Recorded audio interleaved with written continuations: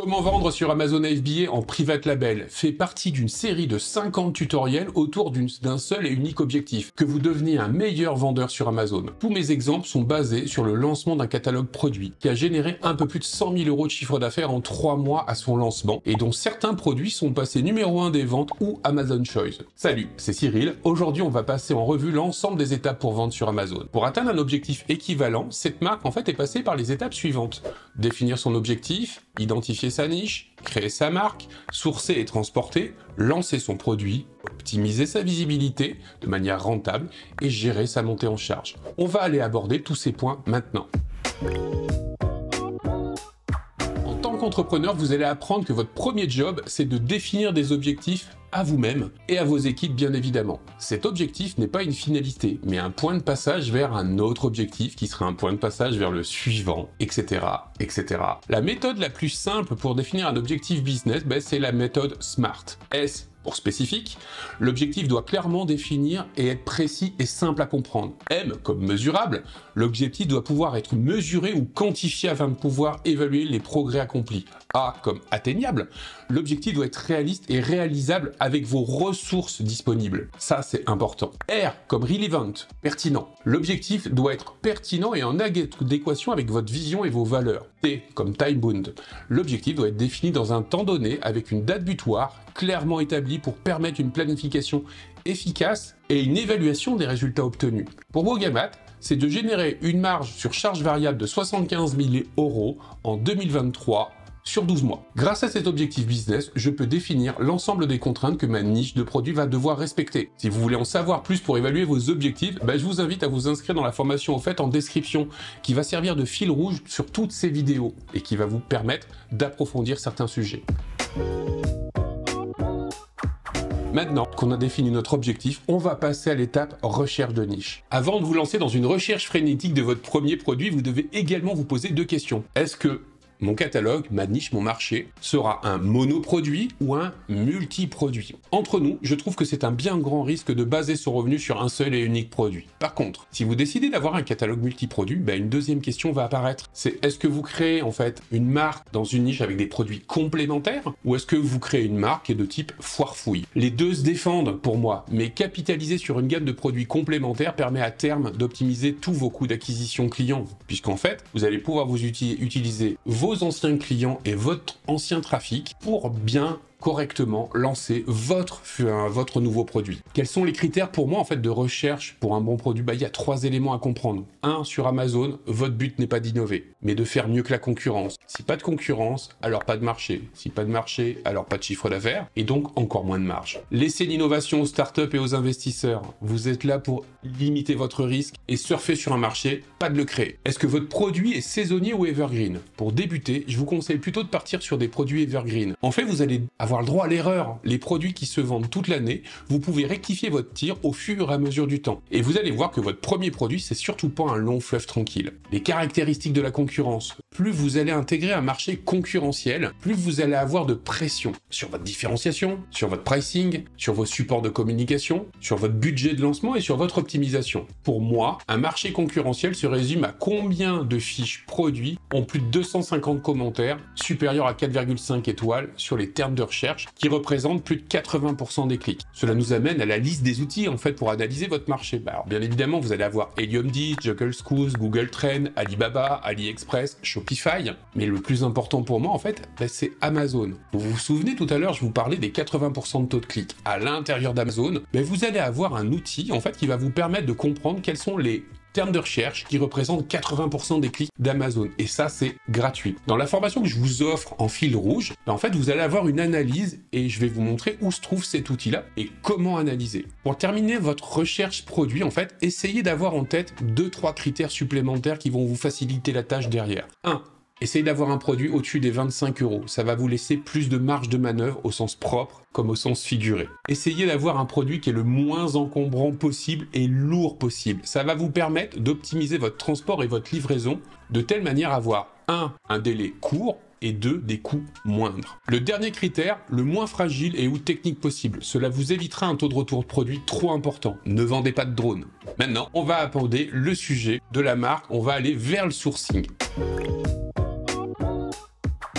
Au départ de votre aventure sur Amazon, vous allez devoir créer deux choses, votre structure juridique et votre marque. Ce n'est pas du tout la même chose. Je ne vais pas m'attendre ici sur le choix d'une structure juridique pour le e-commerce, je vais vous mettre en lien une vidéo sur les avantages et inconvénients de chaque structure. Le seul et unique objectif de votre marque, c'est de bénéficier d'un certain nombre de services. Bien évidemment, le store pour avoir en fait votre propre boutique sur Amazon qui est référençable sur Google, le contenu A+, pour ajouter un contenu premium à vos fiches produits, la publicité brand et vidéo pour avoir accès à des espaces de visibilité supérieurs sur la partie du moteur de vente principalement, la publicité display pour avoir un accès à des espaces de visibilité sur la fiche produit, mais surtout sur des audiences qualifiées que personne ne sait utiliser. Et bien évidemment, les data Amazon, avoir un accès aux données qui vous donneront une longueur d'avance par rapport aux autres vendeurs qui ne savent pas analyser. Un point important, pensez bien que beaucoup de clients Amazon ne retiendront jamais votre marque, donc ne perdez pas votre temps sur le nom de votre marque en pensant que ça va devenir le prochain Apple. Le seul enjeu, c'est de protéger votre marque sur le territoire de chalandise de votre produit. Vous vendez sur Amazon.fr, protégé à l'INPI. Vous vendez en pan-Europe, protégé à l'EUIOPE, etc., etc., etc. Et ensuite, vous devez l'enregistrer auprès d'Amazon sur le brand registrerie.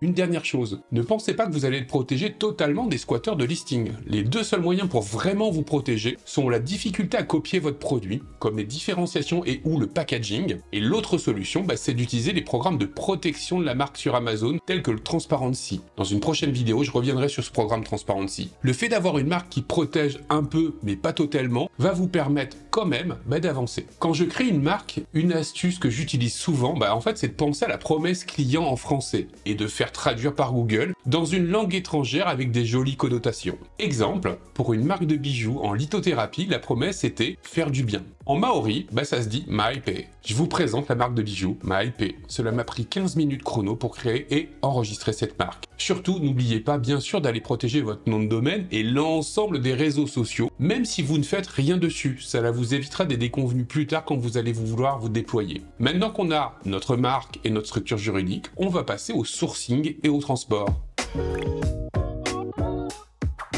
Pour être tout à fait honnête avec vous, je déteste le sourcing et l'import. Ce que je vais vous synthétiser ici, c'est ce que j'ai pu constater auprès de mes propres clients. Leur source principale d'information, c'est Alibaba ou 1688. Pas forcément uniquement en Chine, mais aussi en Inde, en Afrique et au Portugal. L'arbitrage va se faire plus par rapport au shipping pour diminuer le risque de retard et les coûts liés aux problématiques de transport. Un vrai game changer d'ailleurs dans votre relation, en fait, c'est de voir physiquement les directeurs d'usine. Vous avez une façon efficace de faire ce premier pas, c'est d'aller à des foires qui sont organisées à travers le monde. Vous avez la célèbre Cotton Fair qui se tient 2 fois par an en Chine et qui vous permet de rencontrer les directeurs d'usine. Et vous passerez d'un parfait inconnu ou du moins petit client par email à quelqu'un qui a fait l'effort de venir voir comment ça se fabriquait. Et ça, c'est un vrai game changer. Un autre point important, c'est de bien comprendre votre capacité de négociation. Vous avez 3 éléments dans la négociation. Votre prix d'achat unitaire d'un produit, le MOC, c'est-à-dire la quantité minimum pour chacune des commandes, et votre personnalisation du produit. Votre logo, le packaging, intégrer un flyer dans le produit, etc.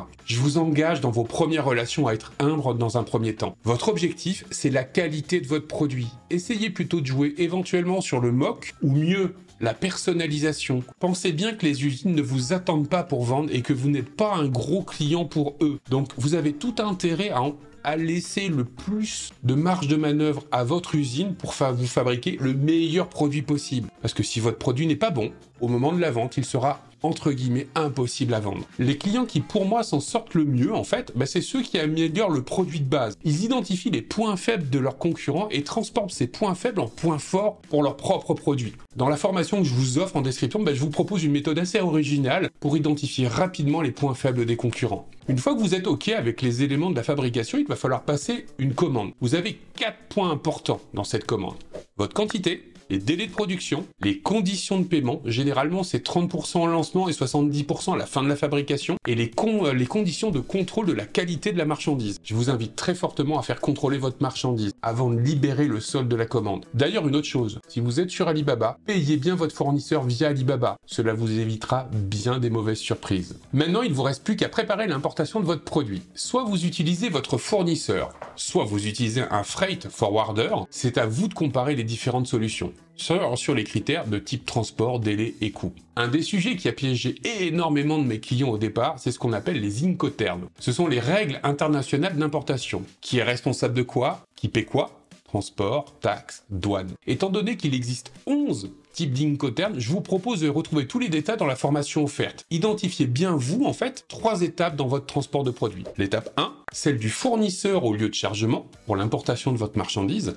Étape 2, du lieu d'importation de votre marchandise au territoire de destination. Étape 3, du territoire de destination à l'entrepôt, le vôtre ou celui d'Amazon. Ah ouais, un dernier recours. Il est peut-être vraiment efficace d'intégrer un partenariat de type 3PL entre vous et l'entrepôt Amazon. Cela vous permettra d'être beaucoup plus efficient au vu d'Amazon. Maintenant que votre produit est en transit, il est temps de préparer votre lancement.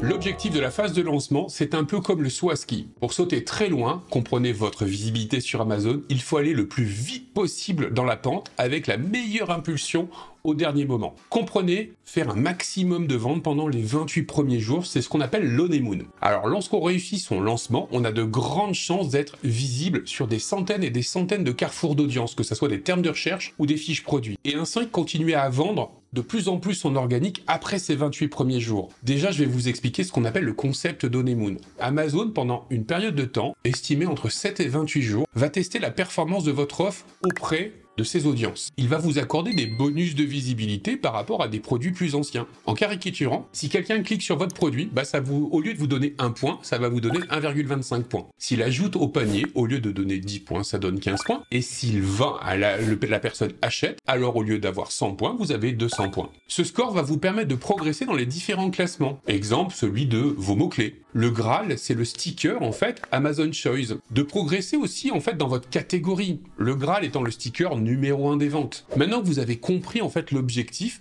comment on s'organise? 80% des vendeurs ne font rien et attendent que cela vienne. Ce sont les premiers qui vont s'étonner au bout d'un mois qu'ils font de moins en moins de ventes. Oui, l'honeymoon est arrêté. 15% environ suivent une organisation rigoureuse interne à Amazon. Dès l'arrivée du stock, avoir à tout prix les premiers commentaires. Dès le premier commentaire, lancer sa pub Sponsored Product en automatique. Dès qu'on a des premiers termes de recherche ou asines qui font des ventes, de créer les campagnes manuelles pour tester le potentiel de ces carrefours d'audience. Et bien évidemment, une fois ceci fait, identifier et investir dans les carrefours qui font des ventes rentables et qui progressent en organique. Cette stratégie amplifie l'honeymoon de manière naturelle en accélérant les nombres de ventes sur les 28 premiers jours pour vous faire sortir très vite et de la meilleure manière possible en organique. Une stratégie qui accélère encore plus cet honeymoon est d'utiliser des leviers externes, comme un site web, des opérations ambassadeurs, des jeux concours, etc. etc. D'ailleurs, c'est ce qui nous a permis de passer de 0 à 18 000 € sans pub le premier mois, d'avoir un produit classé numéro 1 des ventes dans 2 catégories et de faire 100 cas en 3 mois suite à ce lancement. Ce lancement était constitué de plusieurs opérations qui avaient toutes comme objectif de faire acheter dans les 28 jours un maximum de produits quasi à plein tarif pour augmenter votre visibilité. Si ça vous dit, j'ai un challenge en fait gratuit sur 5 jours en live où je vous explique et je vous décortique toutes les stratégies que j'ai mis en œuvre pour ce catalogue. L'inscription est en description, comme d'habitude. Une fois que votre phase de lancement est finie, il va vous falloir passer en phase dite d'optimisation. L'objectif de la phase d'optimisation est de ne pas devenir ce hamster qui court indéfiniment dans sa roue. Vous vous souvenez, enfin j'espère, que l'on définit au départ notre objectif business, notre marge sur charge variable. Cet objectif business va nous permettre d'évaluer combien de produits on doit vendre pour l'atteindre. Grâce à cela, on va évaluer combien on a besoin de trafic pour atteindre cet objectif business. Maintenant que notre enjeu, en fait, il est simple. Il faut être suffisamment visible sur les carrefours d'audience, termes de recherche et asines, grâce à la pub et à l'organique, pour atteindre ce trafic qui va permettre d'atteindre le nombre de produits de vente, qui va permettre d'atteindre la marge sur charge variable. Donc je vais vous donner un exemple chiffré. Imaginons ce produit doit générer 1 500 € de marge par mois.